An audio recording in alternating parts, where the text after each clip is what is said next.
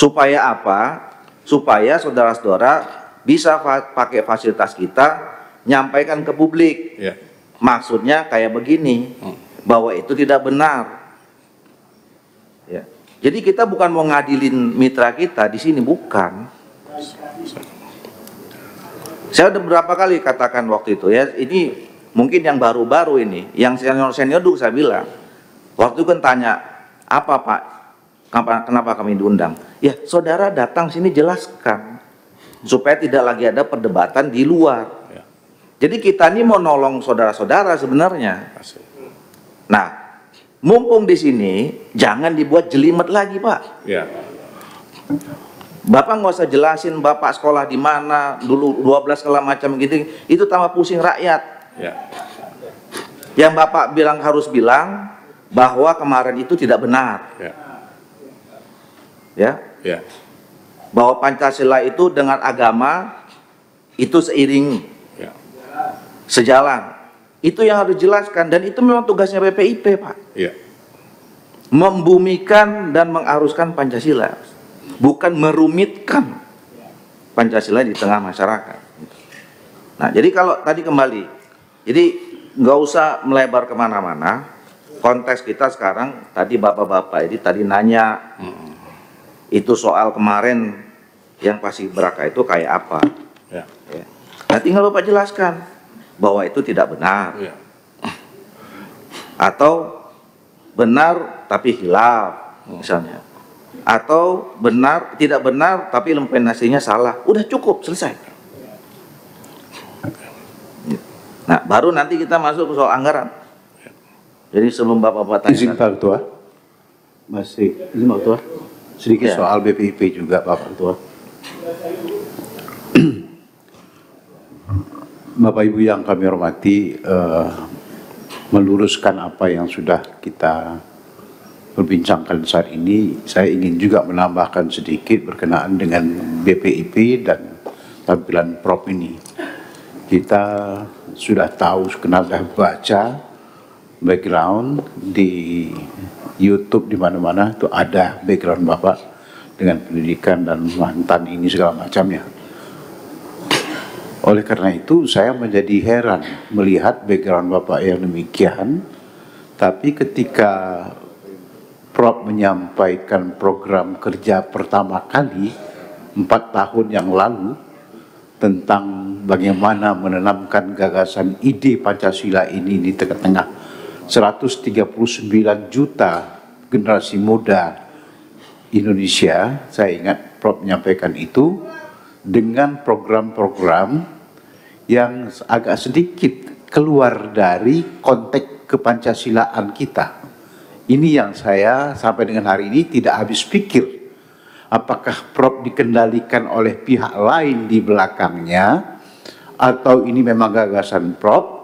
Tapi saya yakin ini bukan gagasan Prof, karena melihat background dari Prof, pendidikannya memang luar biasa dan pernah tidak kurang dari juara saat itu. Yang Prof sampaikan program ketiga itu adalah kita ingin 139 juta pemuda Indonesia ini akan kita berikan penekanan di dunia perfilman. Oke, bagus. Dalam hati saya ketika itu saya suruh itu. Yang kedua, kita akan berikan pembelajaran tentang musik. Dan yang ketiga, Prof menyampaikan kita akan giatkan untuk mereka ini kegiatan olahraga bagi kepemudaan kita yang 139 juta itu. Program ini memang bagus, tapi kedekatannya dengan Prof sebagai seorang kepala badan pembinaan ideologi Pancasila, dan Pancasila itu sila pertamanya adalah ketuhanan yang Maha Esa, seperti yang tadi itu film, musik, olahraga nggak kuat kedekatannya sehingga keluar dari mulut saya ketika itu. Ini bagaimana program kita? Kok tidak ada bicara soal akhlakul karimah untuk pembinaan generasi muda yang kedepannya adalah menjadi generasi penerus bangsa? Itu bahasa saya yang keluar. Saya pertanyakan ketika itu. Saya tak pertanyakan mana ketuhanan Maha Esanya. Saya ingin kepada pemuda itu mana konsep akhlakul karimah. Nah, jadi tidak masuk, tidak seimbang biodata dan background Prof yang saya baca dengan gagasan-gagasan Prof yang ketika itu tampil sebagai seorang kepala BPIP menyampaikan gagasan tentang pembinaan generasi muda terhadap anak-anak muda kita dengan konsep kepancasilaan dengan 3 kegiatan itu yang sama sekali tidak ada menyentuh soal akhlakul karimah dan pembinaan keislaman pada generasi muda. Kita tak bicara soal berapa jumlah penduduk Indonesia mayoritas muslim atau bukan itunya, tapi ini perlu akhlakul karimah karena semua agama itu mengedepankan akhlakul karimah. Saya bicara soal itu aja. Dan tidak saya kaitkan juga dengan Pancasila ketuhanan yang besar, tidak. Mana? Nah, saya tidak jadi masuk akal juga. Kenapa Prof tidak menyampaikan akhlakul karimah sebagai seorang profesor yang keluar dari pesantren dan IAIN? Itu tidak saya ketahui ini, tapi dari dulu saya tahu background Prof seperti itu. Sehingga saya merasakan ada pihak yang barangkali mengendalikan Prof setelah duduk di sebagai kepala BPIP. Itu yang saya tidak jelas dan mohon barangkali bisa dijelaskan. Dan itu Pak Ketua. Terima kasih. Ya, terima kasih Pak Samsuri Rizal. Saya mau membantu supaya kita ini fokus saja. Ya. Jadi yaitu tadi, karena akibat saudara mengatakan dari kecil begini-gini, ya orang jadi heran juga jadinya kan, kayak Pak Samsuri Rizal jadi heran. Ya. Makanya itu jadi nggak perlu sebetulnya. Nah, Pak Samsuri Rizal, nanti kalau kita tanya lagi soal apa tadi, nggak ada tema akhlakul karimah segala macam, ini panjang lagi nanti nih urusannya nih, ya. Nanti Pak Kepala ini berfilsafat, berteori lagi, nanti mungkin butuh 1-2 SKS itu, ya cerita tuh. Jadi menurut saya kembali saja fokus, ya.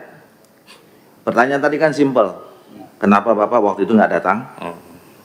Kedua, klarifikasi soal apakah itu kebijakan, apakah statement atau keputusan soal Paskibraka tadi. Udah selesai, itu aja.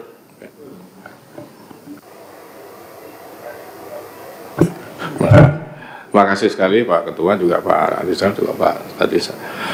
Jadi begini, kalau soal Paskibraka itu tidak benar ya. Jadi tidak benar karena saya juga tidak pernah melakukan pemaksaan secara pribadi. Itu sudah mekanisme yang panjang dan sebagainya. Cuma ada barangkali pengamat yang kemudian melihat itu kemudian memviralkan. Jadi kami dari PPP tidak ada. Dan seperti yang saya sampaikan di dalam laporan ini secara panjang, secara normatifnya kami begitu. Nah tadi karena Pak, mohon izin Pak Gaus menanyakan, maka saya katakan di dalam sini juga sudah kami siapkan, akan kami evaluasi. Itu sudah ada di dalam sini. Ya Pak, di yang ini nih, yang kami kan melampirkan ini juga. Nah itu. Nah kemudian yang kedua, pertanyaan itu saya mohon maaf dengan segala hormat. Ya, jadi saya mohon maaf dengan segala hormat. Jadi saya terus terang waktu itu juga belum siap karena 1-2 hal. Jadi ini tidak terlalu relevan, tapi saya sudah malu ingin mengatakan waktu kami di IKN itu kan terserang diare dan termasuk saya sendiri. Nah, jadi saya dalam posisi kalau bahasa anunya itu masih agak kurang fit, tapi saya nggak enak mau mengatakan. Nah, jadi akhirnya saya mengambil sikap mendadak dan saya mohon maaf gitu. Jadi itulah kira-kira yang bisa saya sampaikan. Jadi saya malu sebenarnya kalau menyampaikan hanya saya sakit yang sepele seperti itu. Tapi Bapak mungkin pernah sudah dapat informasi bahwa di sana ada berapa yang kena kemarin? Selain saya itu ada berapa? Separuh dari Paskibraka kita itu kena diare Pak. Kena diare dan bahkan ada yang kena tipes. Nah itu jadi saya mohon maaf sebesar-besarnya. Oke, cukup ya? Belum. Enggak, klarifikasi belum jelas itu Ketua. Bagaimana? Sudah. Kalau soal ketidakdatangan kan sudah dijawab. Tapi yang dikatakan bahwa kebijakan itu tidak benar, tidak mungkin lah Ketua. Realitasnya kan begitu. Setelah terjadi protes yang luar biasa dari berbagai elemen. Download Tribun X sekarang. Menghadirkan lokal menjadi Indonesia.